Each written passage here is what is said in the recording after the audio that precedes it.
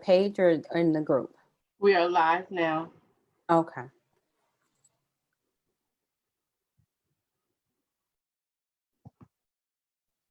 Hello, hello, hello. Welcome, welcome, welcome, welcome. How are you doing this evening? Welcome to Girl Talk. Thank you for joining us this evening. We made it to another Friday. We made it to another Friday. Ladies, if you want to go ahead and share.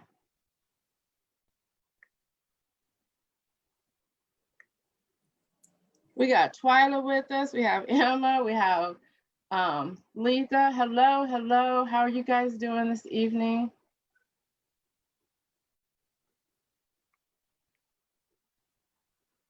How are you doing? Good to see you. Please share and invite.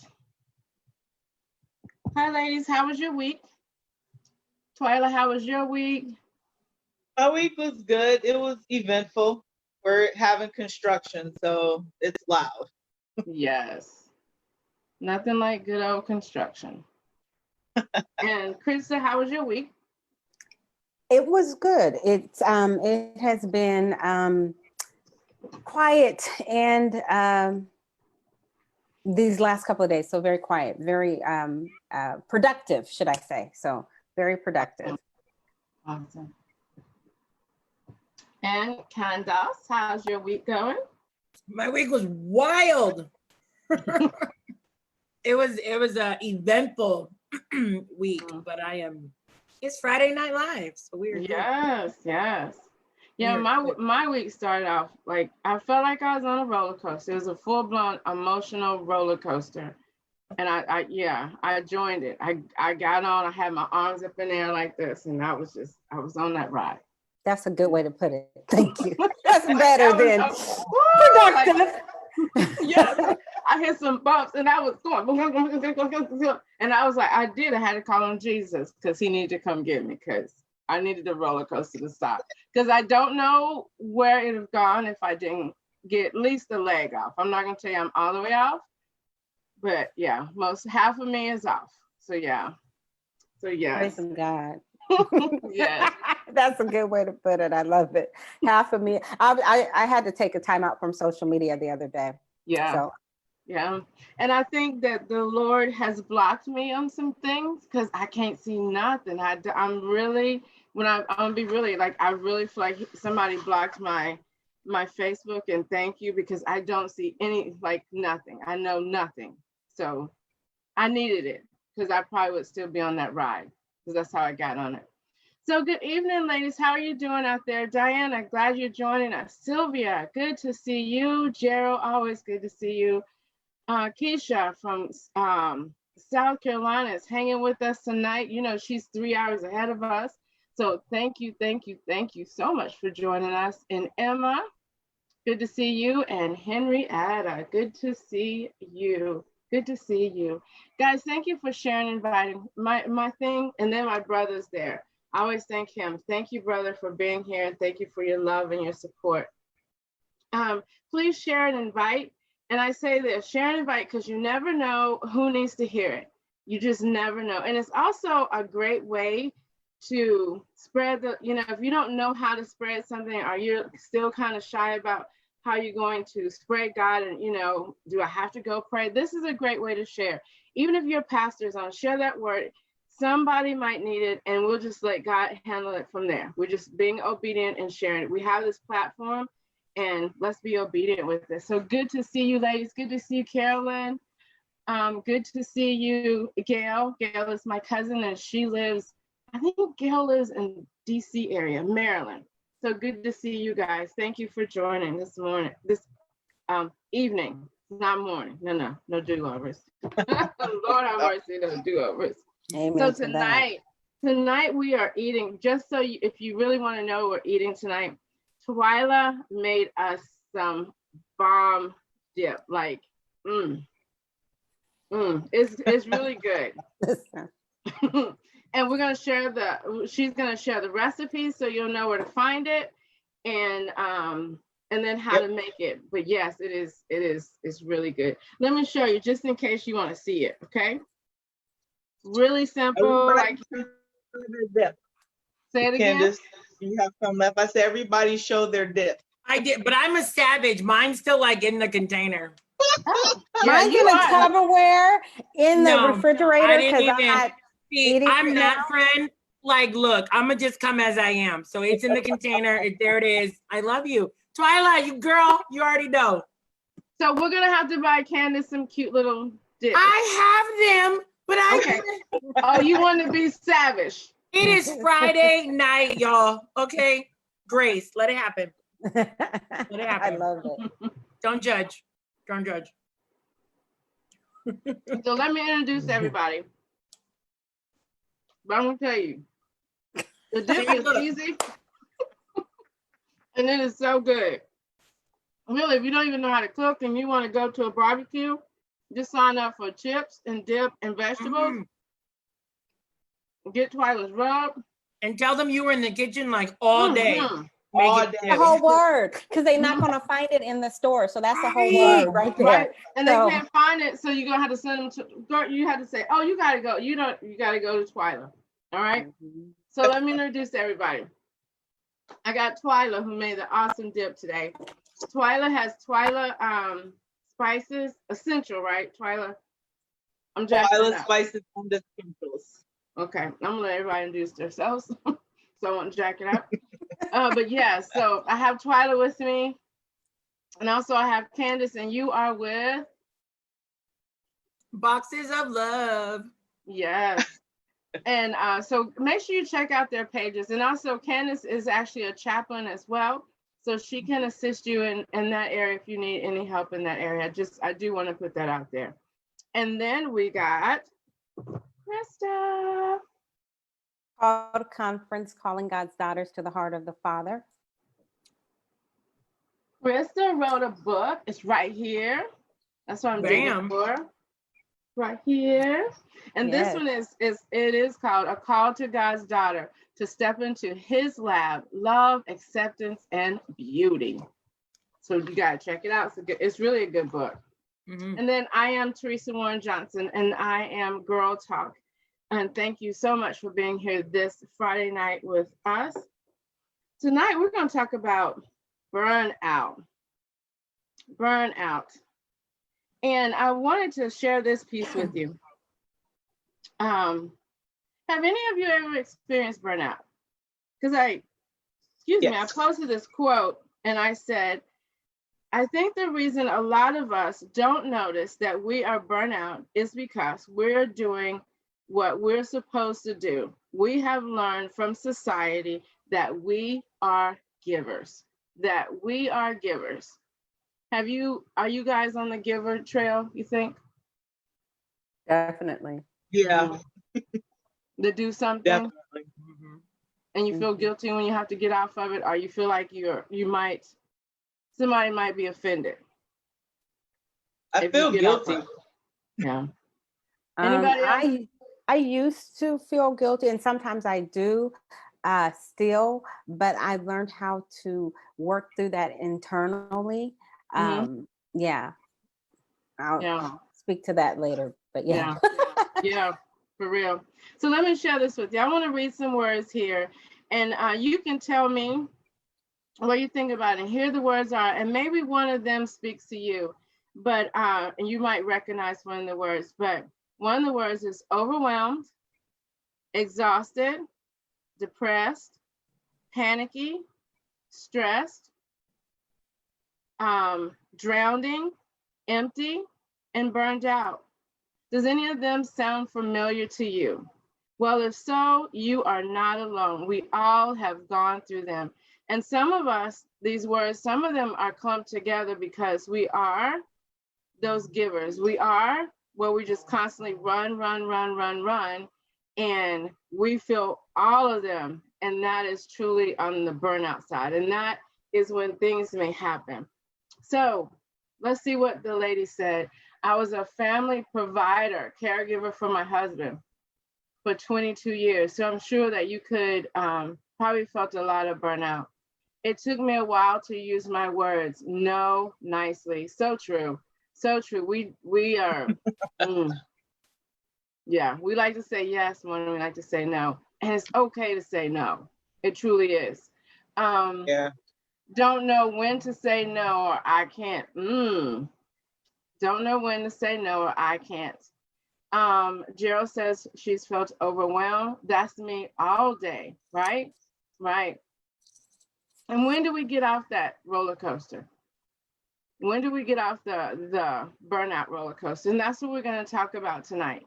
Yes, a major lesson that we learn, because you are so true, you will get sick.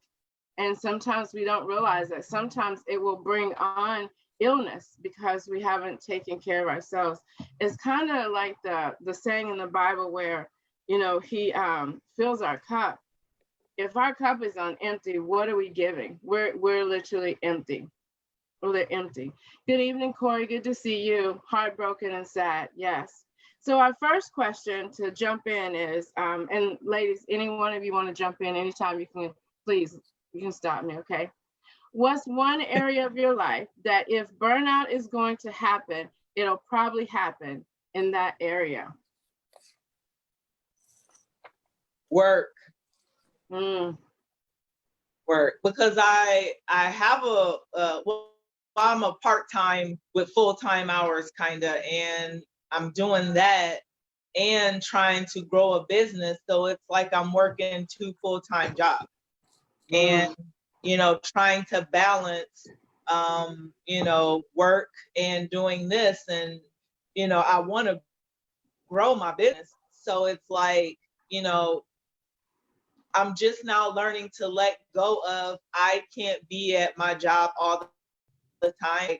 I'm the only cake decorator, so I have a huge responsibility. And I had to let them know eventually, just this year, 4 days a week, because I had to let go of a day, so I can work on my business and so I can get rest. Yeah. I would just like to share, it's funny that we're talking about this, and Teresa, you may not realize this because you didn't know me at this time, but the very first book I wrote in 2010 was called Surrendered Balance, Daily Living for the Modern Christian Woman.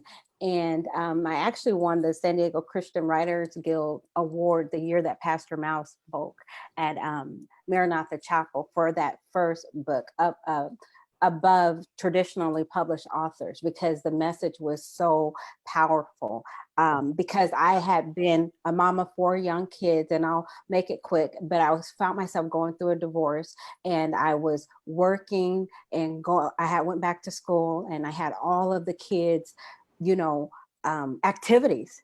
I mean, my kids played piano, they played sport, you name it, and I was a soccer mom, meaning I was in the car all the time. We ate out of the car for 4 little ones. And I went back to school and I burnt out. And that book was more testimony and also speaking to other women about how to balance based on Luke 10 and 46, Martha and Mary, because I was a Martha. I was, serving. So my burnout place is in serving others, not just in church, but in saying yes. I had to literally learn to say no and not give, and it's still hard not to give a reason, because I feel like I owe people a reason. And that's how you talk yourself back into it. It's just like learn the art of saying no. And so I was balancing so much, and it just literally, I found myself at home one night and my kids had gone to sleep and they were young. And I woke up, I was on the couch. They had put up dinner. I was knocked out. The TV was blasting and the homework. And it was like something has to give. And I had to reorder my life. And I still have to remind myself to chill, because I will take on, and I think it's because I'm a creative person, so I do so like, oh yeah, that's a good idea, oh yeah, and then it's one of those people, I'm task driven, so I'm an IT manager, but I'm also a book writer, so I'm both of my sides of my brain work. I'm very logical and very creative, and it makes for like, and it's like you have to just pull it back in. And so I have so much experience with that. It's a testimony, and it's still something I actually have to I battle. I have to tell myself no, Yeah, and one of the things, and then I'll stop, is that I had to learn that even if I say yes in a moment of weakness, when I'm not doing well, when I'm not honoring myself, and I say yes, and I put too many things on my plate because I wanted to be nice, or I didn't know how to say no, or it sounded like a good idea at the time, then it's still integrity to go back and say, I can't. I thought I could, but I can't, or not this time. So I had to learn to go back and tell people no, even if I said yes, and understand that I have to honor myself in that way, because child was, like you said, sick. Yeah, I was literally sick. Yeah, I got sick to the point of, not good health. So, but I like what you said. Even when you realized that you couldn't do it, and you said you could, you went back and you said, no, I couldn't. And that's, if you understand anything about when someone is going through something, or, us, and if you reached out to me and said you couldn't do it, is honoring your feelings. I think we live in a world, it's all about me. And, you can inconvenience me because I've asked you to do something for me. But looking at the other person, understanding maybe they couldn't, and being okay because I trust your word. I know who you are. You're loyal to your word. So let me just trust you because something must be wrong, and be okay with it. So we're not going to hold a grudge because you burned out. We're not going to put that pressure on you because you burned out, because we get it. But I think that's where, as a whole, because we expect a lot from people, that we have to respect that, because you never know what people are going through, especially because we don't share. So yeah. right. Candace, what about you? Honestly, it would be my family. Mm. And I think that's because of that giving nature, and then getting home and having nothing left. Yeah. So, and not being as present with them as I was, you know what I mean? Like you give. And by the time you get home, and having that emotional and physical responsibility, I need to get dinner done. I want to be a good wife to Michael, and all these different things, but realizing like there was nothing left to give. I'm trying to get to my bed and lay down and getting ready to start the day all over again. And it was like, wow, that was an area that was suffering, because I wanted to, and it wasn't anything I was doing was bad. It was work and school and all these different tasks, but it was burnt out on them, because I would come back and not have it. I just wouldn't have it. And if I could add, Teresa, it's the modern Christian woman, I think, because when you work, that's the key word here. And so I wrote it for women, that book, that particular time, because, if you're a stay-at-home mom, of course, there's still burnout but you have a little time, you know what I mean? But when you're juggling a whole responsibility for a company or your own business, and then you're coming home, that's a whole nother job. Home is a whole, it's like you're getting off and you're going to work. You're working at home, and then you're waking up in the morning and going to work. And even though you love it and it's the good thing to do, and you love your family, doing it can produce burnout. So you really have to find out what's most important, and because it's prioritize, because so true. And someone wrote this word up there, and I thought about it and I didn't add it up. Someone throw something in there, the word people pleaser. So sit with that people pleaser for a few minutes, and if you feel like a people pleaser sometimes. But I got burnt out in ministry. Mine was ministry, and I was serving. It was such a crazy time. I was serving something I did for like 15 years. So I did that. And then I decided to go into another ministry at church, and I joined that. And then I was in the choir, and then I was teaching. And then I had another ministry, but I didn't realize, like, I was exhausted, and plus work and have kids. And I was tired, but I was still going because I was that people pleaser. And I don't know why I couldn't say no. Why you don't say no when you need to say no. And somebody said it's hard to say no, but man, it's so, necessary. When it's all said and, I think, and I'm just going to be real, like even with work and, your family and someone else, at the end of the day, if you did say no, everything works out, right? Yeah. Yeah. That's what's so amazing. And then even in that, when you're like checking yourself, and let's be real, you're like, well, they really didn't even need me anyway, you know? So you got to go through that roller coaster right there for a minute, because you're like, dang, they didn't need me anyway. And I was like killing myself. So not that but essential. it's a little bit of pride too. yeah, We think, oh my gosh, okay, you need me? I'm there. I got you. I can do it, because if I don't do it, the sun will not rise and set. So therefore, I have to do this thing. Girl, no, that's pride. Knock that off. there we go. It's not people pleaser. It's pride. It's pride. Yeah. Because and it's not that it's rooted in anything malice or anything bad, but it's saying, oh my goodness, I am the only one that is qualified to do this thing. So if I don't do it, it will not happen. Right. Take a nap, take a bath, go read a book. They'll be okay.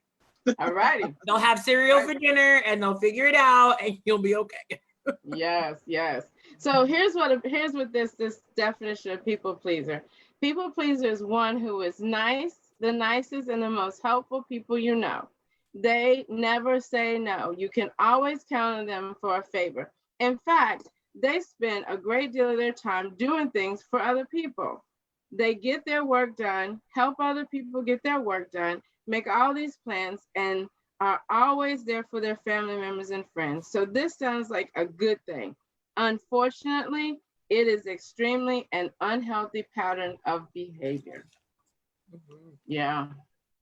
You know, I would like to add that it can add, Candace said it comes from pride, but also it can breed resentment in the person who says yes, but doesn't really mean it in their heart.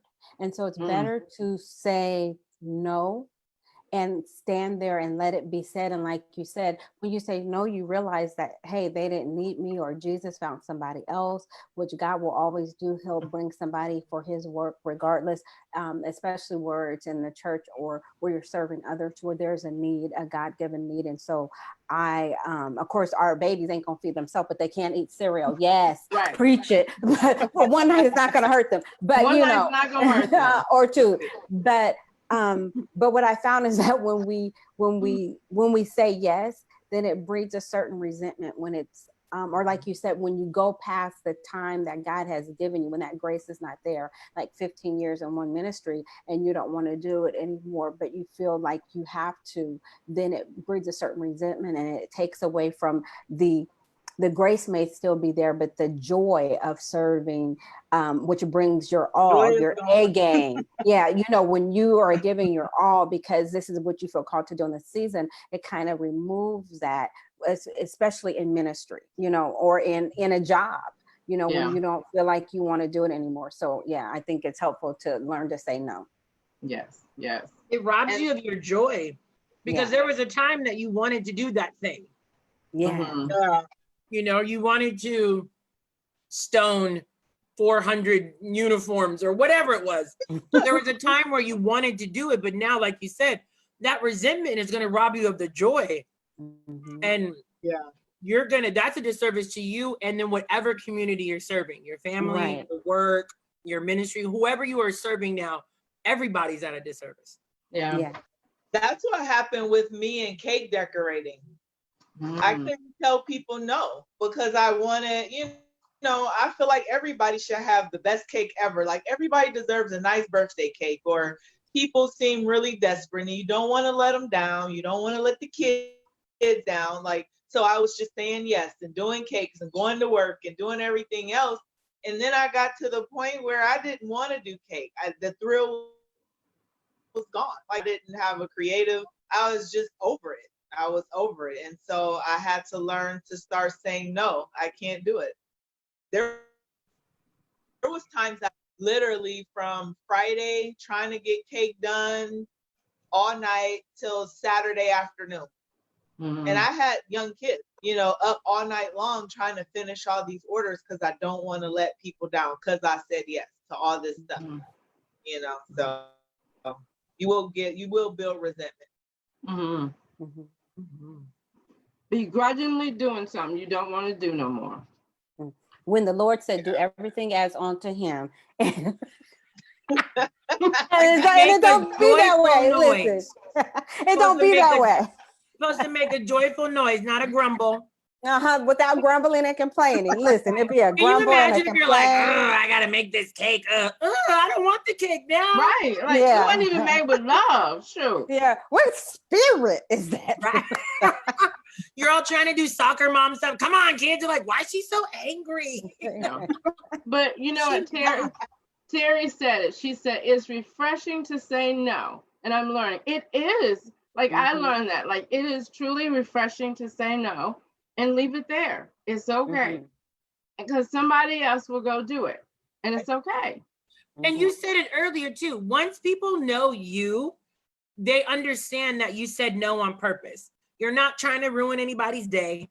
You didn't wake up being a Grinch. Like the reason I said no was very intentional and very deliberate.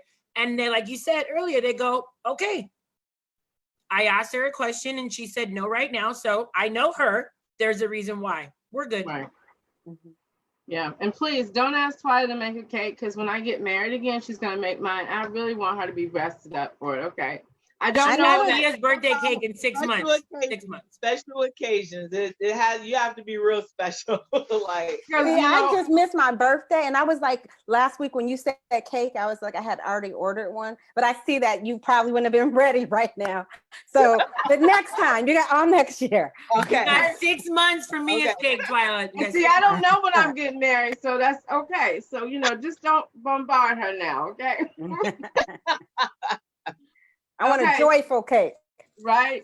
So, question number 2. So, if God was sitting with you right now, if you were to be still before the Lord right now, what is the one thing in your life that he might tell you to lay it down? And what might he tell you that you are replacing too much of your identity in? Oh, that's so good. Right? Like you didn't put your identity in it.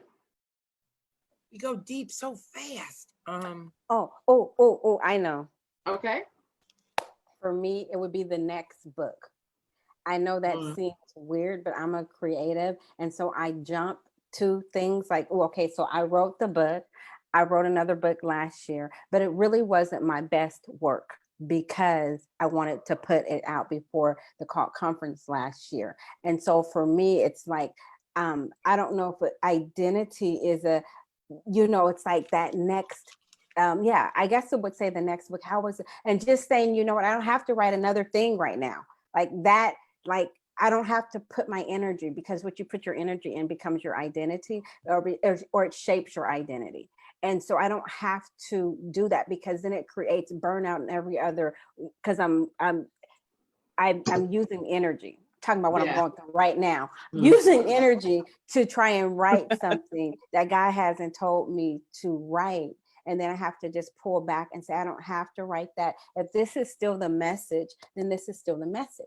If it's a call to God's daughter, then I just need to, realize that God is still saying that, and just be obedient to that. So it's the next thing, the next shiny object. That's what Rebecca used to say. So yes, and that comes from my creative brain. Like, oh, that's a good idea. It's like, and before you know it, you're off. If anybody that is watching feels me, please say something. Is it just me? No, because you are right. Because even me with that creative side, I have to tell myself no, because I'll be wanting to do things. Like I took this course on learning YouTube, and I forgot what I was supposed to do. And that was push record. And see, I'm not there. It's not my desire to be on YouTube yet.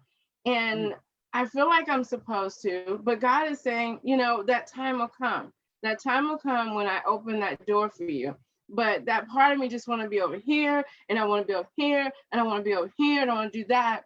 But it's like, no, I need to honor God. Slow it down, do things to honor him 100%. Even if I am a giver, but it's kind of like the fake it until you make it, if you think about it. Because if I try to do all these things, nothing is done really good, honestly. But when I slow down, it just is so much better. And I feel like that's what God is saying. Teresa, slow down. I gave you these ideas, and it'll be time. But learn one, master it, get it good, and move to the next. And literally, that's how he's done this with me. So I gotta honor that.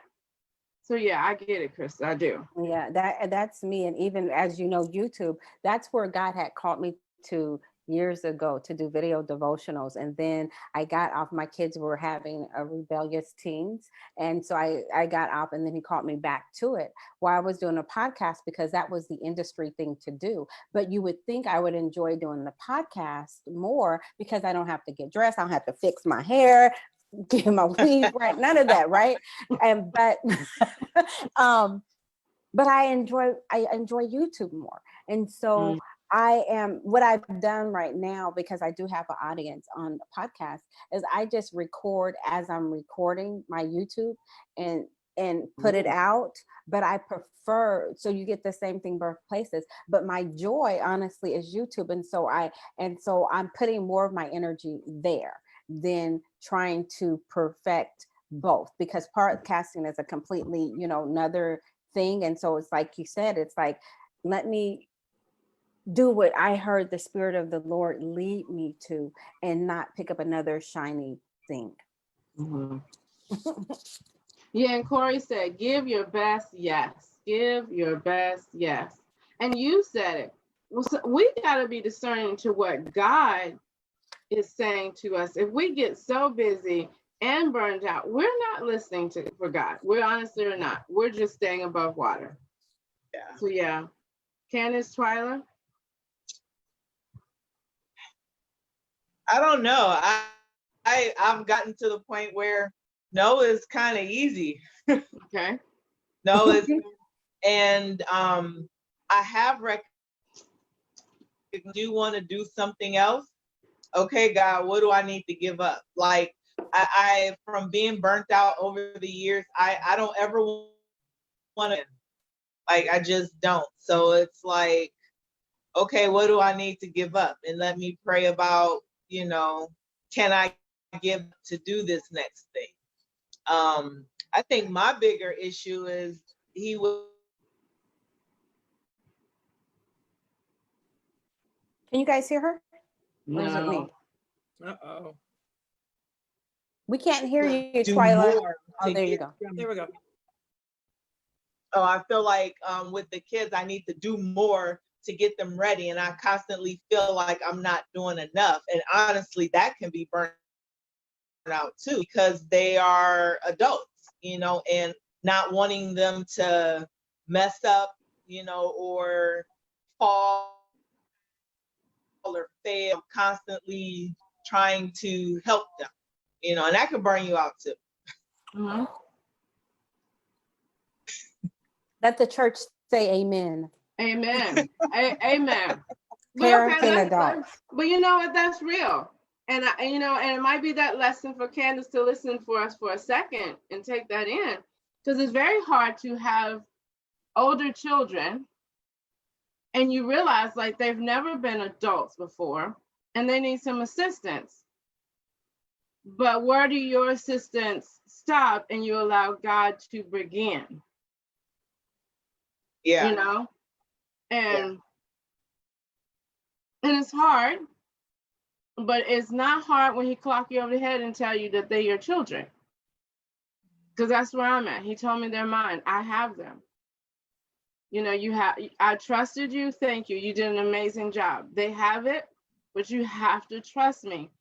And you think about your life, because you had to make mistakes to learn how to walk in adulthood.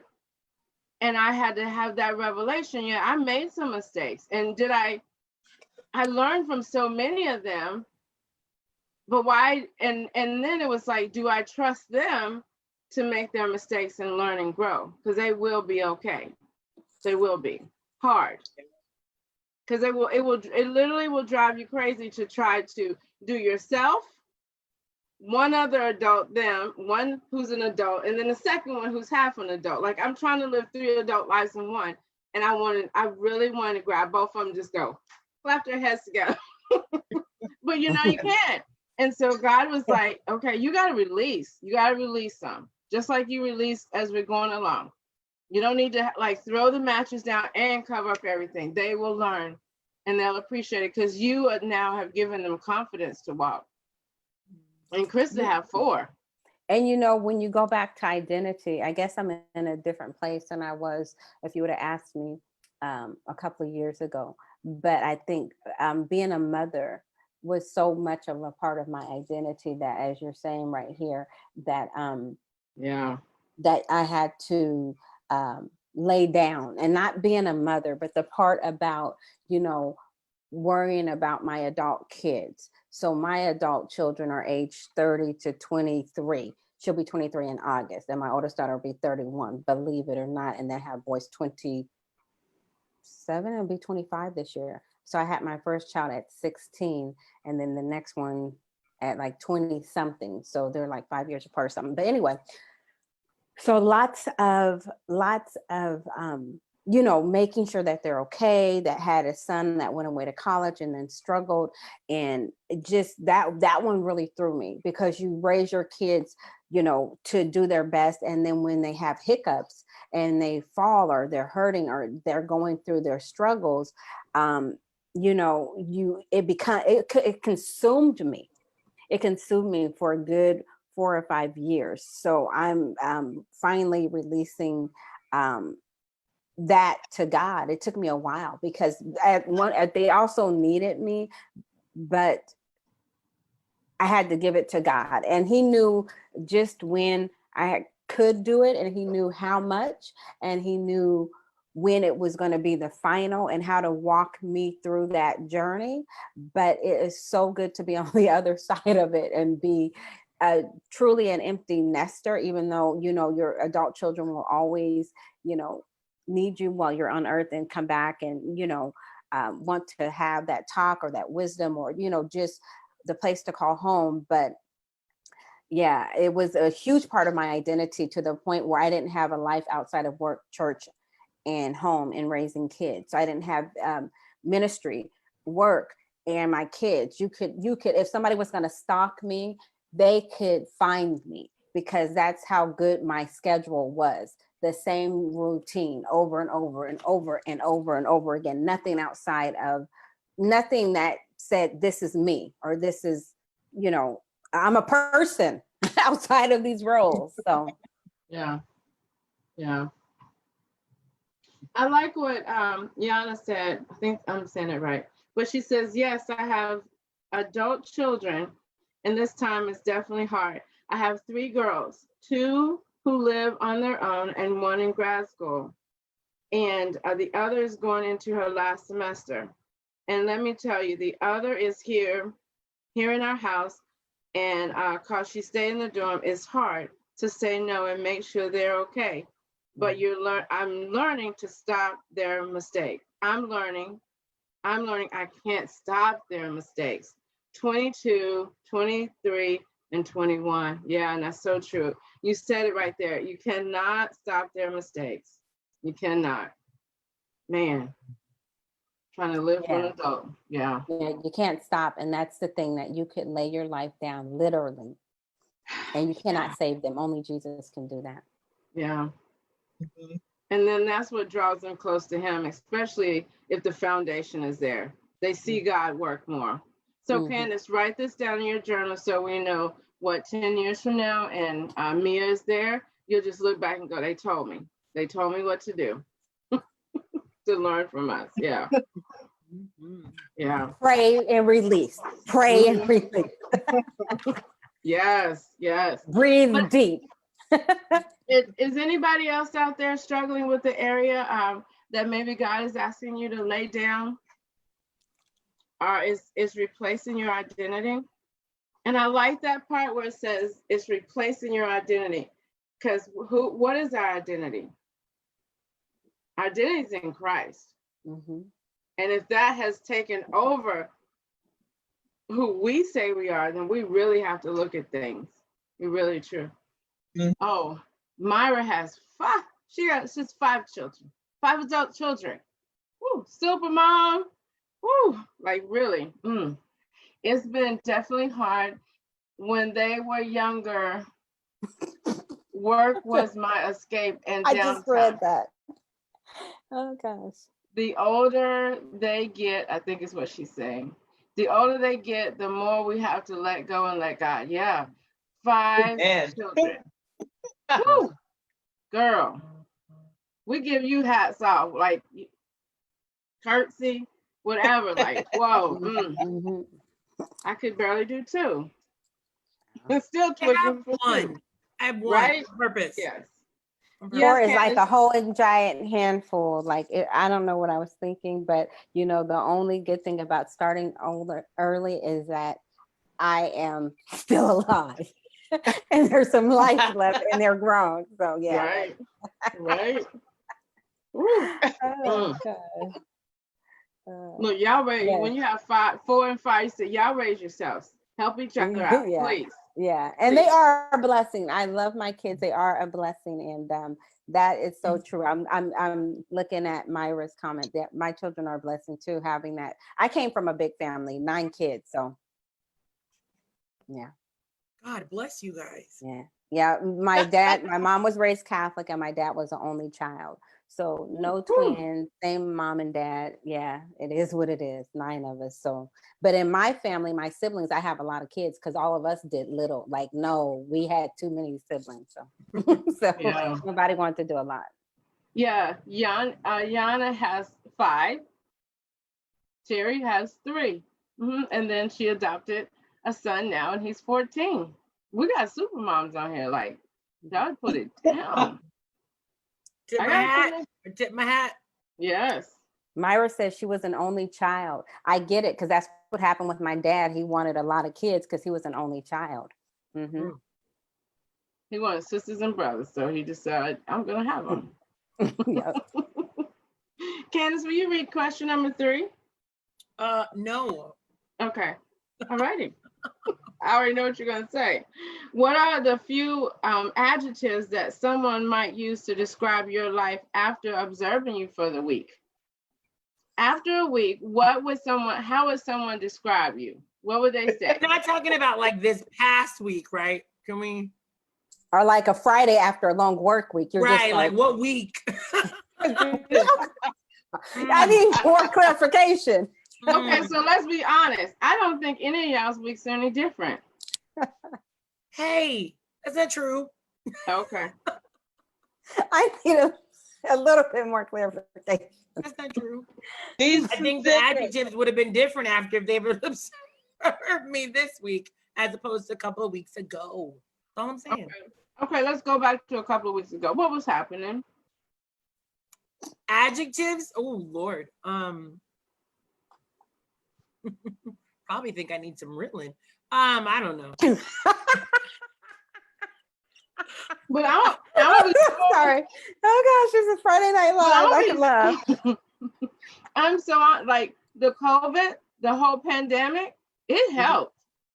Yeah. Like for me, it helped. It slowed me down. Yeah. And I'm not ready to jump back out there. And I'm gonna be honest, I haven't jumped back out there at all. Like I would Twilight's say probably like intentional, authentic. I'll tell you how I really feel if you got nothing but time.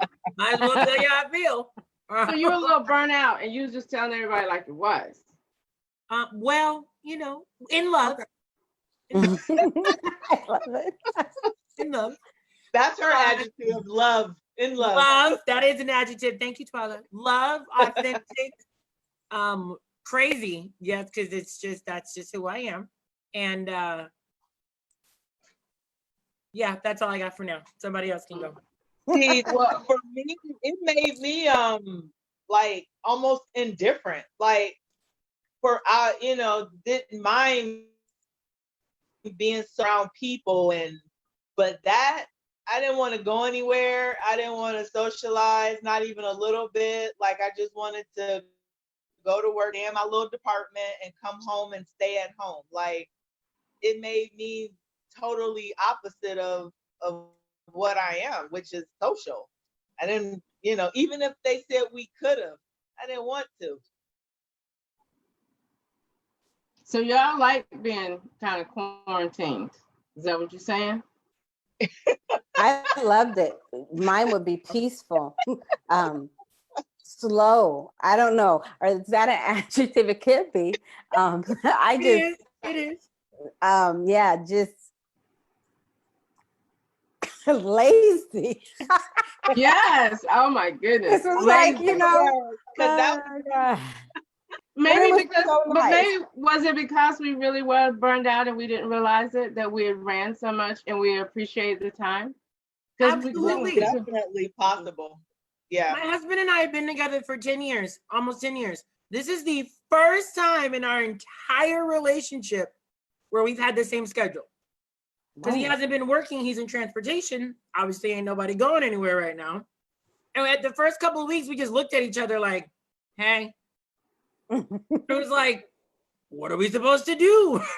But it was like, wow, we literally have had opposites. We've never spent a New Year's Eve together. He's always like, he's nights and weekends, I'm days and weekdays. So we do this all the time. This quarantine, we have probably watched more Netflix than most people should, but he's actually pretty funny. And I knew that, but I forgot that. I love it. Because of work.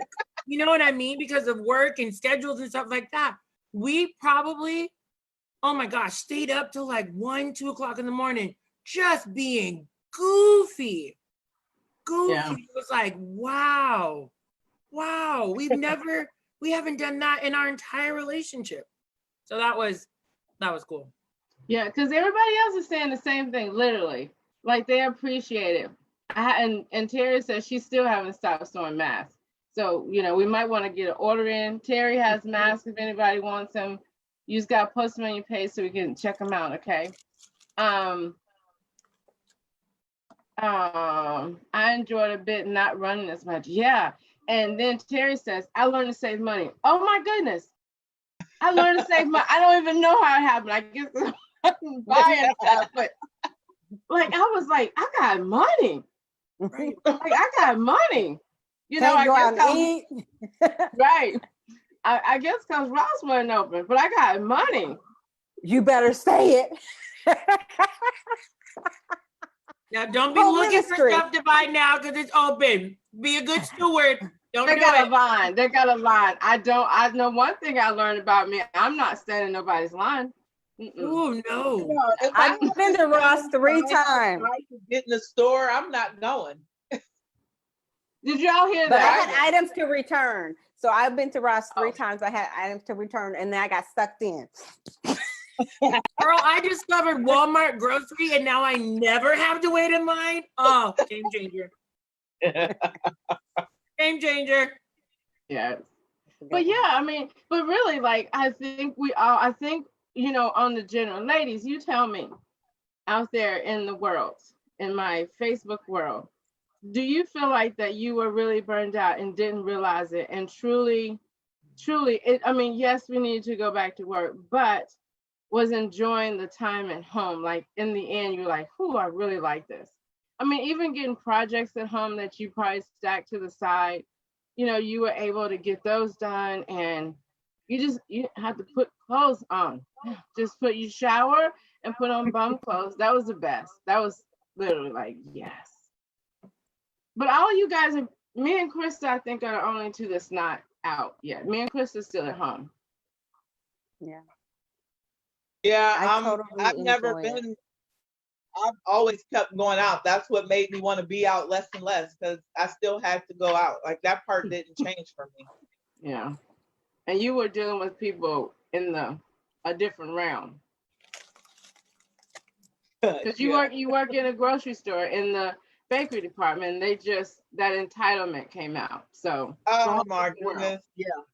They were, I mean, just watching people, like the more I watched people and the truth, they're like the anger came out and like you said, they get upset when things are not there. And I saw a whole different side. Like, this is crazy. Like, I didn't want to be in that at all.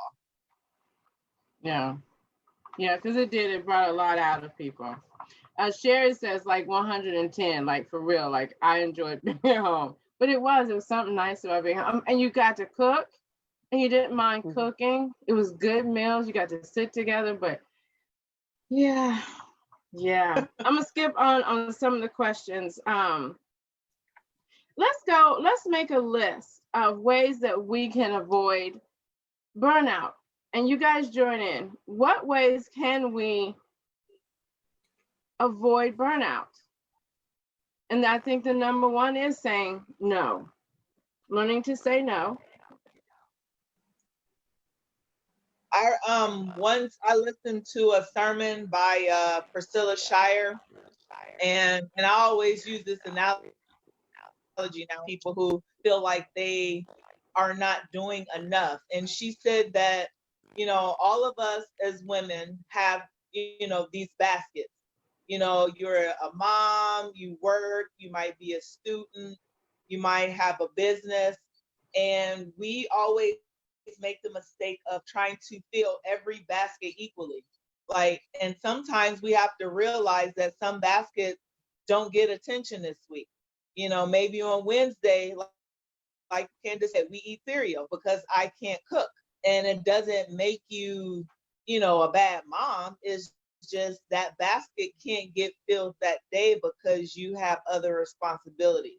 So we need to learn that not every basket needs to be filled equally all the time, that every basket has its moment, and we need to be okay with that. Can I piggyback on that?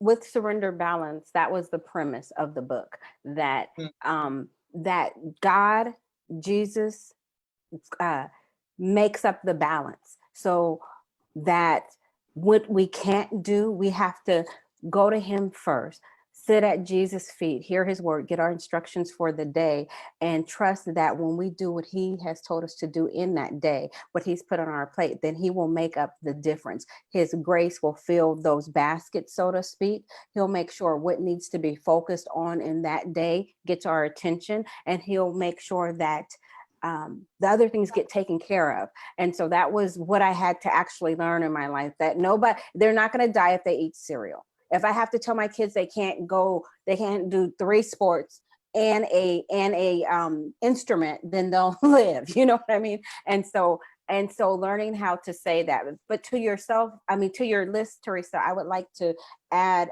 something that might be different, but what I've learned is self-care. So sleeping right, trying my best to eat right, doing things that bring me joy, and just doing simple things like going on walks. It doesn't have to be, working out if that's not your thing, but just those little times for yourself that give back to yourself in ways helps you to avoid burnout, helps you to refresh yourself so that and it also helps you to think clearer. So walking is a thing for me because it clears my mind, and then it gives me to be able to say yes or no to the right things. But when I haven't exercised, when I haven't rested, and I'm just getting up and going and doing all kind of things, then I'm saying, yes, I'm scattered, I'm all over the place. But when I put first things first, which is making time to spend with God in the morning and starting my day with my 4 or 5 things that I like to do, then I can face the day and I don't face burnout because I'm just better able to face the rest of the day. Okay, so far I have prayer, learned that every basket doesn't need to be filled at one time. God makes the balance. Go to God for everything. Go to him first. Self-care, getting the correct sleep, eating right, and taking that walk every day. And someone posted this week in the Girl Talk group. She was like, she has these goals, like read 2 books a month, but she really truly takes her time. She's in the bed every night by 8 o'clock, and her reading time is 8 to 9. So her family knows this, and this is her routine. But I was like, that is such a good idea. Also, Myra and Krista said it. Start your day with God. Start your day with God every day. Anybody else? Know how to say no. Say no. We talked about it last week, having those accountability partners and having those sister friends.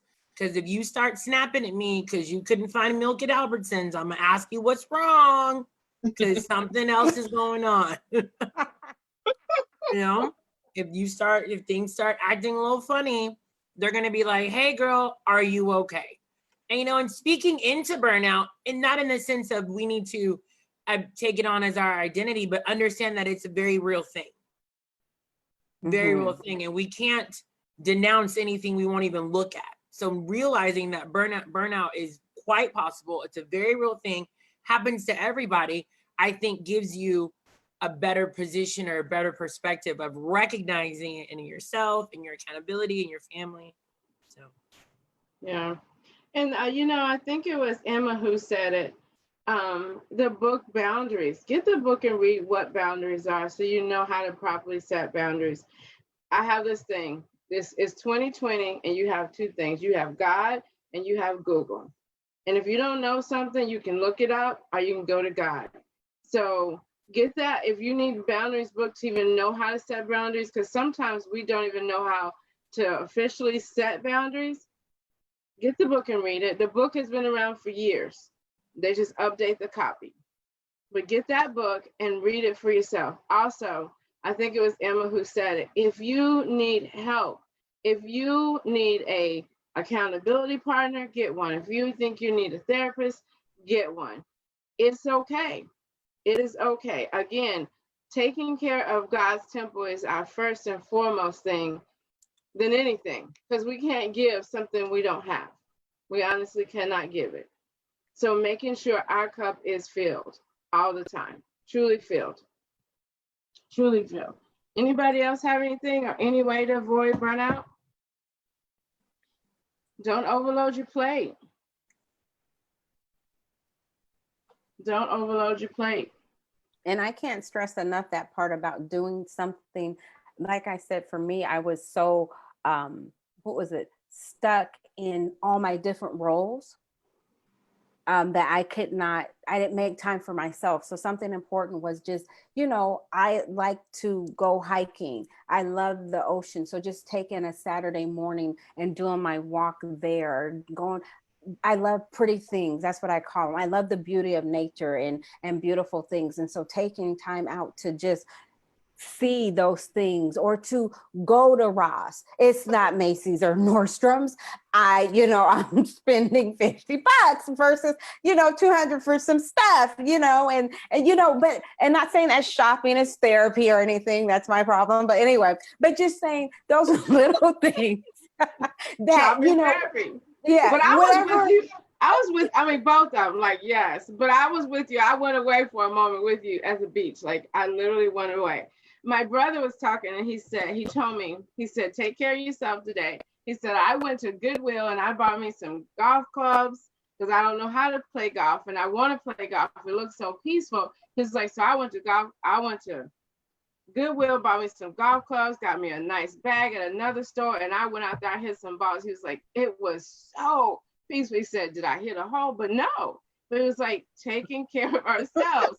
But he said, I'm going to learn how to do this thing because he said, I didn't realize it was so peaceful, and he needed it. But yeah, taking care of ourselves.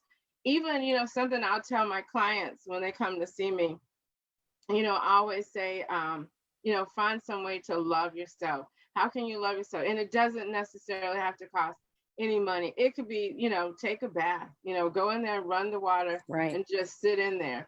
Have that movie marathon. That is okay, to have that and embrace it and say, this is for me. I'm filling up my cup.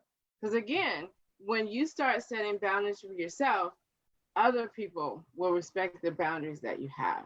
So, yeah. Yep. Any other things? Any other ways you ladies take care of yourself or fill your cup? Thrift shopping, yes. Okay. That's that therapy shopping that Chris was talking about. Knowing God's purpose for me and helped me to say no. I was a type A, so I needed tools. Yeah. Journaling. Yeah. Oh, yes. I love journaling. Yeah. Going to take pictures too is really peaceful.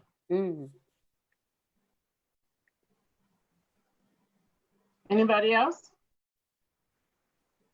Oh, the river. I bet that is. Can you imagine?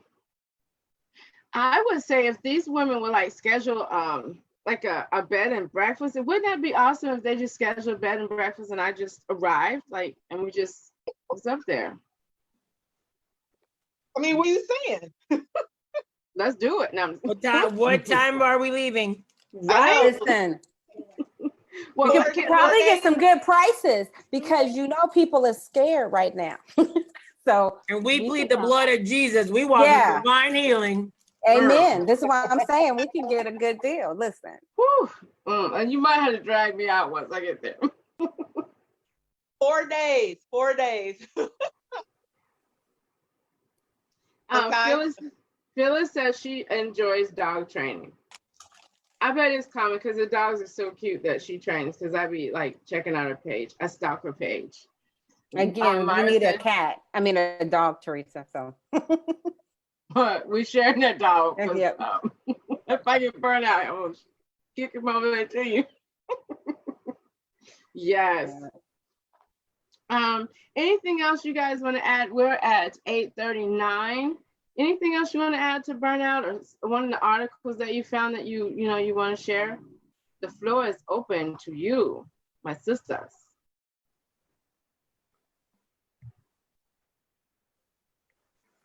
The article that I read was talking about how burnout can lead, and oftentimes does lead to a breakthrough. That Ooh. to truly allow yourself, she was talking about her own personal experience, but she was saying that, burnout happened. And when it was happening, there was nothing that was going to stop it. She's ministry, mom, family, like everything we've talked about tonight. But she had this moment where she's like, you know what? I want it to be different. I don't want it to be like this. So I know by going through this, surrendering it to God and letting it happen, my breakthrough is coming. So when she was reflecting back on it about 6 months after, she was just amazed at all the revelation and all the things that God had shown her and how he cleared everything. Everything. Open time for her to take her kids to school. Like there was a complete overhaul in her life and her intimacy with God after the burnout. So she was just almost encouraged. Well, she was encouraging, saying, yes, it can happen. And yes, we want to do these things to safeguard ourselves. But at the same time, trust God and to know that there's a breakthrough on the other side. So Yeah. I liked her perspective. Yeah. I do have one question. Had a question. Go for it. She said, how do you recommend finding peace and relaxation to read yourself if you're always with a child? Well, I was partially like a single mom, and I had to respect the bedtime. And it was set. I worked in the education field, so I really felt like my children should get sleep. And my children, and they're adults now, they've never been sick. And I really think it was about what they ate and how they went to bed. They always had 12 hours of sleep. They woke up, like ready to go, but they were used to 12 hours of sleep. So setting that bedtime, they went to bed at 7:30, and that was my time afterwards. That way I wasn't with them. They're not necessarily like I wasn't with them, but I set that time so they would go to bed. Everything would be prepped. So, it was like a natural, like 7 o'clock, we were making our way to bed, turn the quiet music on. By 7:30, they were outside after work. And it gave me that time from 7:30 to say 10 to get things done. Sometimes just sit on the couch and look, like stare off in the wall, like I'm so tired. But I did, I learned that. And I'm be honest, I was married for a while, military, and he would be on deployment, and I didn't live with my family. So that is how I did it. I asked people to babysit. There were sometimes we did babysit swapping. You have a girlfriend and have a baby, and you have a child close to your child's age. You ask, or if they're in preschool, if somebody says, can you have your child, can your child come over for a little while? You get to the place where you trust them, and you'd be like, sure, and you might have to take them sometime, but yeah, it is a hard thing. I'm gonna be honest. It's one of those hard things, but it's really it's being intentional about finding those times. When they lay down, sometimes I had to lay down. There were times when they went to bed, if I was so exhausted and I had to lay with one, I would wake up in the morning, I would be in the bed with them, and I was okay. Like now I just got 12 hours of sleep. I feel good. So what about you guys? I'm gonna say the same thing, Teresa. When my kids were young, it was schedules. When I Yeah. had 4 little kids, like I have 4, and there was a very strict schedule. My children took their lunch until they were in high school. So lunches were made at night, clothes were laid out at night. Everybody, it was like a well-watered, what an oiled ship. And so when I was talking about burnout, that's why it was so hard. I woke up and things were disarrayed because I was doing too much as I was going through that divorce, and it just didn't work. So I had to pull back so I could reorganize, because it, it takes that. So you can have some form of sanity, even if you don't have. Unfortunately, I live in a town with my family. I'm from San Diego, and so I had family, but not on the daily basis. You're doing all of that, and so a schedule definitely helps to give you that time at night. Night became my happy place, because in early mornings, because you wake up and I would straighten up and do things, it's just that time of peace. And at night I would stay up. I wrote a book, my first book. I wrote that book at night because the kids were in bed and that was my time. So yeah. But like you said, the schedule helped. I was literally like, it was that the kids knew what to do. They knew what to expect. They laid their clothes out with iron on Sunday. So it was my excuse to saying, you're going to learn how to iron. We iron clothes. I did do the menu. So cooking was like, I had dinner ready, so I didn't stress about that. In the crock pot was like my best friend. Like, throw that thing in the crock pot, whatever it was, lasagna, spaghetti, chicken, whatever it was, it went in that crock pot, and I walked in and dinner was ready. So yeah, I think it truly is about that schedule. But you're scheduling things so that you have time. So you guys go for it. I think too, realizing I could take it didn't have to be an all or nothing. Like I said, Michael and I have never worked the same schedule, so a lot of times it is just me and Mia. And if that meant my quiet time for the morning was just the 5 minutes after I dropped her off at school till I got to work, man, let me tell you, I made the best use of that 5 minutes that I had, where I would listen to my old school 90s R&B or listen to nothing, like whatever it was. But realizing that I had to let go of some of the expectation of it has to be a certain way. That helped me a lot, because then I would almost look for those secret moments. And I learned to treasure those as much as the scheduling when she went to bed, or if grandma took her for a night, or X, Y, and Z. So it's that balance of, it can be just as meaningful and impactful, even if it wasn't an hour. Like that 10 minutes was great. And then I felt better. I felt rejuvenated. Like, yep, salt and pepper, here we go. I'm good. And then I can go.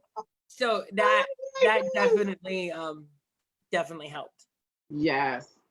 You hit it like that car ride. Oh my goodness. And their music turned off and mine would be on. And I might have to take the long way sometimes, but I'll just be in there, whatever, just like, oh yes.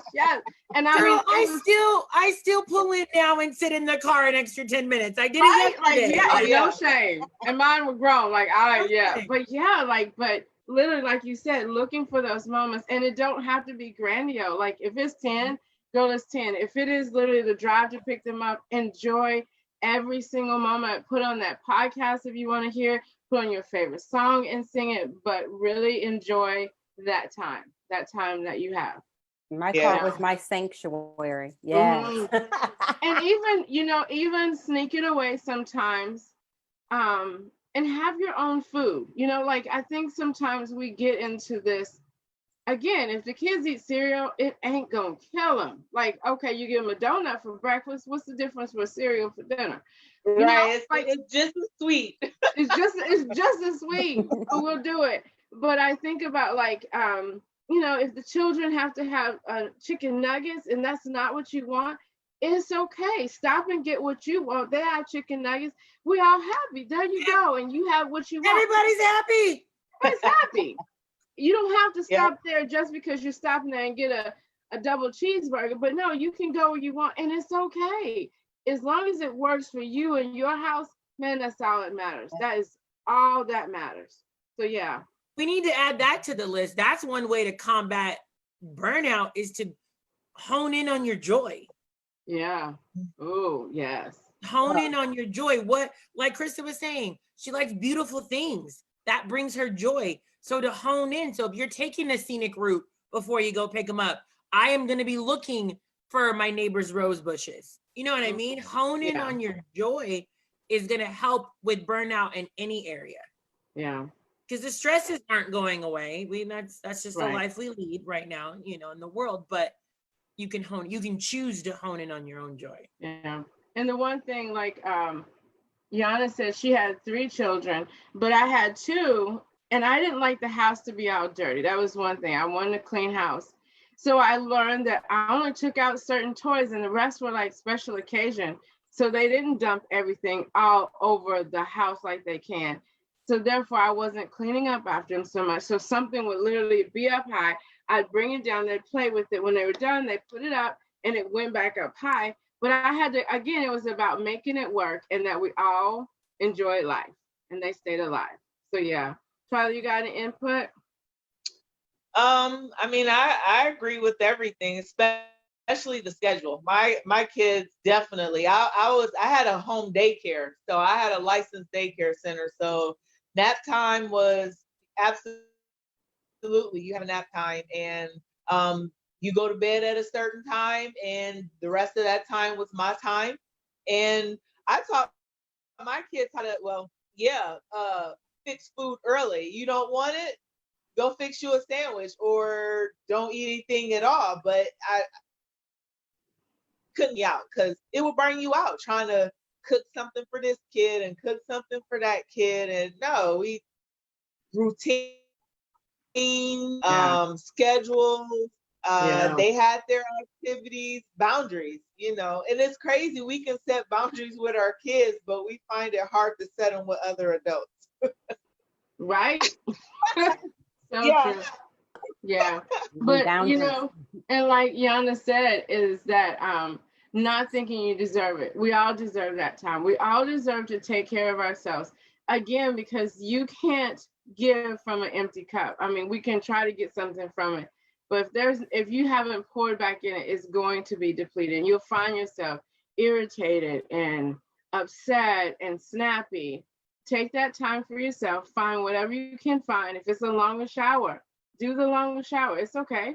It truly is okay. It'll all come out in the balance. So find that time for yourself. The creator took a rest, y'all. For real. Right? And he said, I rested. Like he told us what he was doing. It wasn't a secret. I rested. I sat down. I don't know. I'm going to ask him when I get to heaven, what did you do that day? Well, shoot. And then he went away. I'm about to say nothing. Like for real. It's on my list of questions to ask him when I get there. Like, what'd you do that day? Did you sleep in? Did you He said he take a walk in the garden? Like, what'd you do? He laid against the rock and looked and was just shaking his head. I don't want to go. And he wasn't he was like, man, I'm done. Right. Oh, I'm just saying it's what's on my list of questions to ask him when I get there. No, because then he'll say, if I tell you to tell everybody, and everybody will be meet me out there for a rest, and that's not what I want. Right.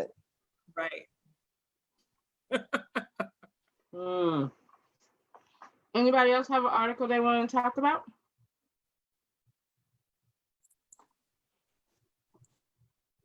One thing I want to ask this, since I can give you time to answer. Why do you think it's ladies that have burnout? So ladies out there in Facebook world, why is it ladies that have the most burnout? I found something in my article. Tell us. And one of the things it says is women get burnt out not because of something that they're doing, but because they get less credit for their ideas. Like at work, because they're constantly trying so hard to please the manager, the boss, good job, and they're not getting complimented. So they're overachieving, trying to, be looked at us, and that causes burnout as well. Hmm.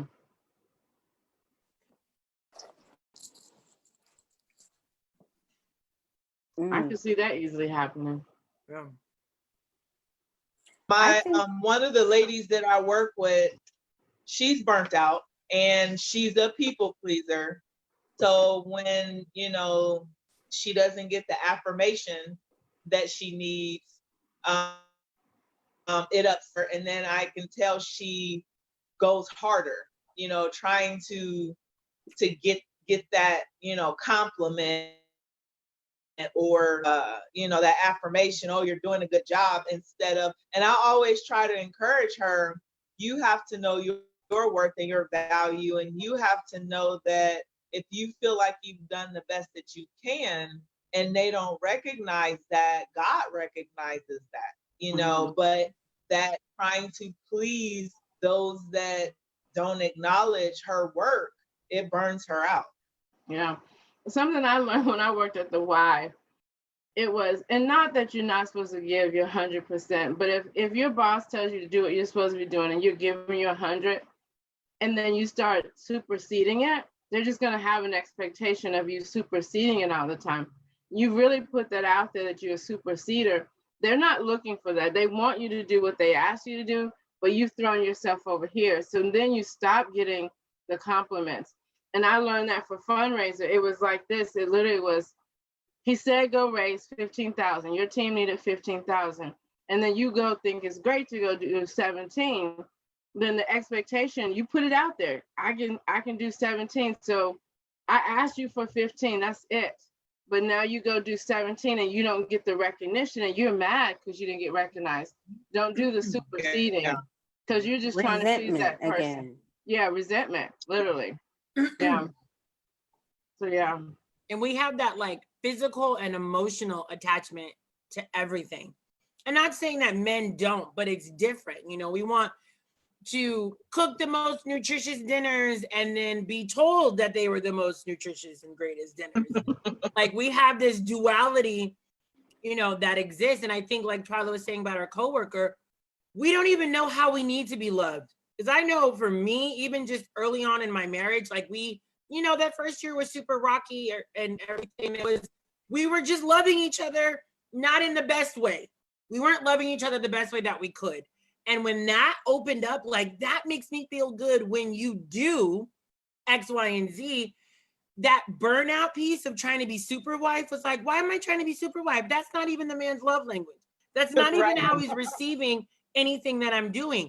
But that translates to everything. So really knowing your identity, really understanding your calling, your purpose, what you like, what you don't like those things about yourself are, I think women, we operate differently. So by not knowing them, we're more susceptible more differently. But it's like when you really start to know you, it's like, tell me I'm pretty and give me chocolate, or like whatever your thing is, that's fine. Then we can do those things for you and we can love you the best way we can, the best way you need to be loved. And I want to piggyback on that and just say that I also think for women, modern women, that's the whole thing, because women by nature are nurturers, we're caregivers. And so that, and men are protectors, they're providers, and we can all share those roles. It just depends on what you're good at in your relationship and what you have to step up to. But by nature, women have this thing, but in modern society, it's different. You have to work. You have to, there's no staying home. And for some women, it was never like that. But in modern society, a lot, especially in America, because there's so many expectations, like there's so many the cost of living, the things, you know, the way that life is set up, and also all the things that we can do. So there's entertainment, there's just so much to do. Whereas other countries and in other times, life had a slower pace. So when you have a faster pace and then you have more roles and things that you have to do that modern life has put on you, like, okay, you didn't have Netflix, you know, well, maybe 15 years ago, not 10 years ago. Or, you know, you didn't have, you know, you just have so many more things that can distract you on top of the things that you have to get, that you have to do. And so I think that for women, taking that all in, we can experience burnout.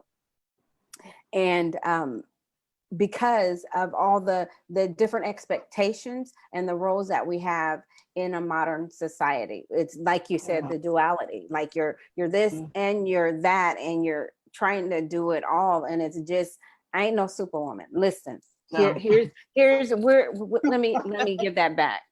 Yeah. And in that process, you've never even had the chance to express what you need. You're filling. All you're doing is filling everybody else's basket, like what Charlie was saying about the analogy. You're filling everybody else's basket, and at any point in time, did you stop and say, you know what, this is what I need right now? Yeah, and you know, I need a coffee date. I need tea. You know what I mean? Like, what do I need right now? Right. I thought of something. I thought I was super mom, and then when I was going through my divorce, I became like super halitosis super mom. Halitosis. Halitosis. I don't think that's the right word. No, It's not. But I realized that, like, I was doing every single thing for the children except breathe, right? And then we go through I was going through our separation, and I learned he could do it. And I'm just like, why was I doing everything? So if you have a significant other, please share the load. It's okay. You don't have to be a Proverbs 31 woman. That was like a guideline. You didn't have to do those things. That was something she did. If you read that, it was also that the children were with the dad out in the marketplace and mom was at home. So you don't have to try to kill yourself. Those, and most of the time you even notice if you do have that where you get the visitation, the dad does so great when he's on his own. But when he lives with you, he's just sitting. So share the load with him. Ask him for help. It's okay. Michael and I literally will tag each other and be like, you go. Yeah, and see, that's Tag, so you're good when you're not pretending and you're not fitting into what you think your spouse needs, and you guys have a real relationship and not a, what is it called? A not pseudo, what is it called?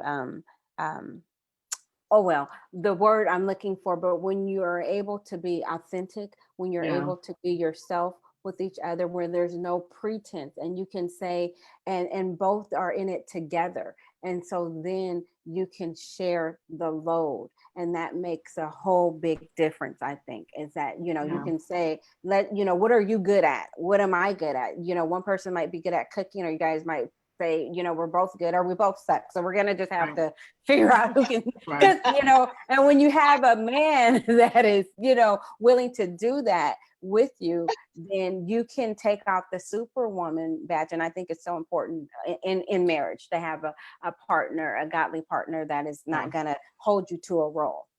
And that extends to this, because I know I've used Teresa and Twyla before, like, look, your children are still alive. Mine is not looking good. Help me. Help. Right. Yeah. Help me out. And to know, like you said, to have that relationship, like you guys have done this before. Like even just this, the first part of this spoke so much life into me, like, okay. So to hear those words, it's like, wow, that right there is going to lessen my burnout. I already know y'all speaking that earlier this evening is going to lessen my burnout in that area. Cause I'm never going to forget these three women experience it on every single level, and their children are still alive and they all pay their taxes. That is wonderful. Okay. Nobody died. Right? So it's like having these relationships where we can, like you said, where are you strong? What have you already done? What have I not done? It's like that all will help with burnout, or not be burnt out. Right. But like I think it was Myra who said that, saying I need help. Like I need help. Even if you literally, like, I just think of it like this now. We don't have to live like this cookie cutter what we think. If I need to go get my hair done, and say if I don't have a significant, I'm a single mom, then if I have a girlfriend say, you know what, I'm getting my hair done, and I'm trying to be the best mom I can be, but I need some time. Do you mind watching my child? Can you watch them and not feel guilty? Because people will say, okay, when they understand that you're doing your best, your friends will step up and you say, can you watch them on this day? This is my hair appointment. Thank you. Or, I want to go get my nails done. But putting that out there, but having those girlfriends that you can ask, that that will be there. And that's important, is having those friendships. Get those friendships. Get one in front, two on the side, one behind. You don't fall. You don't fall. They're lifting you up all the time. If they're not, set the boundaries and, tell them to step a little bit higher. All right. So, yeah. But I thank you guys for tonight's talk. You guys, you rocked it again. Thank you so much. Guys, I put the post out there for Twyla's amazing dip. Like, look. Oh my God. Oh, I didn't have a lot. Don't even think that. It doesn't matter. We're not judging. You just did, girl. Dude, like, I'll be dead tomorrow if I did that. But y'all that's know where I'm at with it. Okay, anyway, I'm good. But yeah, so I put it's the link. I put the link out there for you to have it. So get it, reach out to Twyla. It's a good dip. Like I said, it's summer coming up and you're gonna need something easy, especially if you're trying to be super mom and you still trying to be cute, girl. Get the dip, take the dip with some vegetables, a vegetable. Where are you taking the dip? We're not going anywhere. Sit down, stay home. Right? But enjoy it. So get the recipe. I did put the link out there. Please go and like my sister's pages. Krista is on YouTube as well. So go on YouTube and like hers. Look for Krista Pettiford. Candace's Boxes of Love. Go love on her page. And sometimes there are things posted that people are in need of, and maybe you have it right there in your house, and you are good at whatever it is. It may be making a blanket and you'd like to give back. And then Twyla Spices, get some. Barbecues are coming up. Get the rub. Let me tell you. Yes. Get the rub. Yes. I'm so excited about tomorrow. Listen, I'm going to be eating some. Okay. Okay, go ahead and tell us about tomorrow. No, she's gonna eat her dip. No, I'm going to eat my dip. I'm sorry, Twyla, were you going to say something? I'm just going to eat my dip tomorrow. Oh, she's excited about her dip. Yeah, because I'm fasting, but yeah, so yeah. Okay, And all right. I was going to say that the second link is straight to the recipe, and the first link is to the product itself. So you can download the recipe in a PDF, and all the recipes I post on the page are free for you to download. Krista was working on her website. Krista, you back up again? Going? Yeah, I'm back up. You can go there and see that. You can also buy my books on Barnes & Noble and Amazon.com. There are ebooks and all of that. So I think they're on iTunes as well. But KristaPettiford.com, you can order directly from me. Yes, the yellow is planned. Yes, it is. You should have said no, then she'd be like, ooh. I know. No, we just think like that. We all just have this like intertwining that we work, yeah. Jesus. That's how we got yellow. So thank you for joining us. We'll be back next Friday night at 7:30. Please bring another friend with you. And I'm going to ask one of my sisters, two of my sisters, if you want to popcorn in. But let's pray a prayer of refreshing. We want you to lead us in a prayer, just a prayer of refreshing to rejuvenate us. I'll start. Thank you. Heavenly Father, I thank you again for this time of fellowship. God, you always know what we need to hear. And this topic touched everyone tonight. So God, I pray that you would refresh each and every woman. God, that you would give them the courage to say no when they need to say no, and that they would listen when you tell them to say no. That they don't have to save the world, and that, if we can't do something, you have already planned for someone else to take care of it, because you know what we need to say yes to and what we need to say no to. And I just thank you for giving us that wisdom. God, I ask that you would give us a refreshment at our jobs. I pray that you would give us a refreshment, and that we would allow us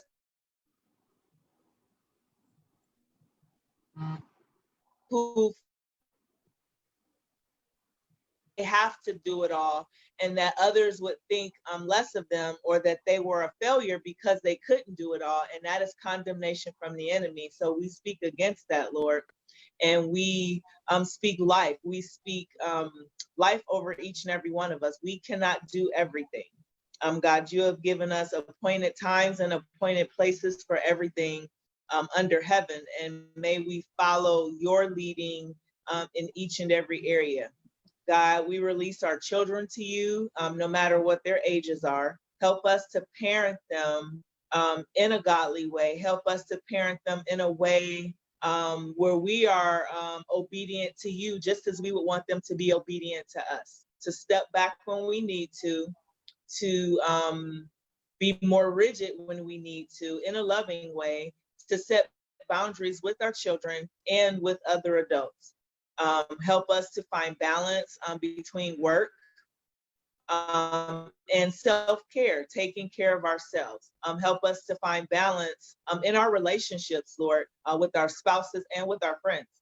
And so, God, I thank you for the refreshing that you're going to give each and every one of us tonight. And God, I pray that we would always get the rest that we need and spend the time with you that we need to spend with you, so that we know how you want us to be refreshed. In Jesus' name, I thank you and I pray. Amen.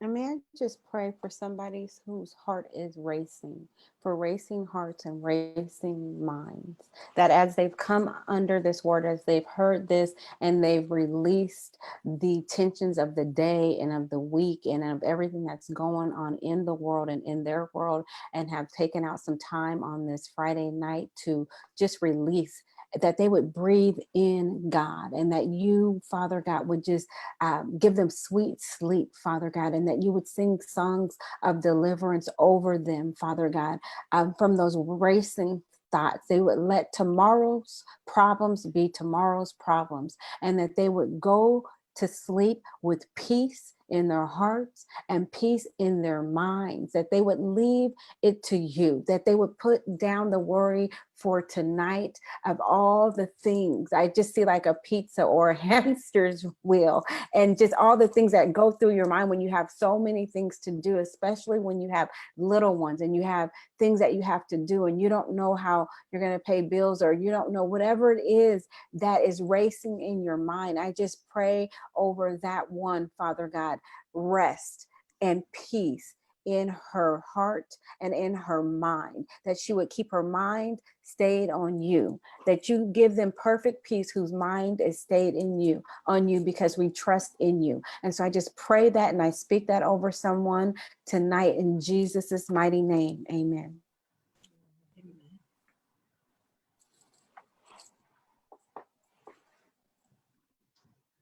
Amen. Thank you for an awesome evening. So we will see you next Friday night right here at 7:30. Make sure you bring a friend. Have a sweet night. Thank you, ladies, also for awesome evening. Thank you, Twyla, for the dip. Yes. Okay, see you guys tomorrow. See you You're later. welcome. Bye. Bye, ladies. Bye. Sweet dreams. Bye.